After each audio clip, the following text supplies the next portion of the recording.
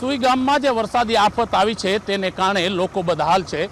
NDRF, SDRF, fire અને police તંત્રના સ્થાનિક અધિકારી અને જવાનો સતત રેસ્ક્યુ અને સાથે ફૂડ પેકેટ પહોંચાડી રહ્યા છે। આ સુઈ ગામનો વિસ્તાર છે કે જ્યાં નજર કરો ત્યાં પાણી છે અને તેના માટે હવે ફૂડ પેકેટ, પીવાના પાણી સાથે એનડીઆરએફ અને એસડીઆરએફની ટીમો અને સાથે ગામના સેવાભાવી યુવાનો અત્યારે ટ્રેક્ટરો લઈ અને લોકોને મદદ પહોંચાડી રહ્યા છે। તમે જ્યાં નજર કરો ત્યાં માત્ર પાણી પાણી ને પાણી છે। એટલે કે કહી શકાય કે વરસાદે જે આફત વરસાવી, તમે દુકાનો બાજુ જોઈ શકો તો દુકાનો આખી પાણીમાં, એટલે કે તેના શટરથી ઉપર પાણી છે। લોકોને મોટું નુકસાન થયું છે, અંદરની તમામ ચીજ વસ્તુઓ પલળી ગઈ છે।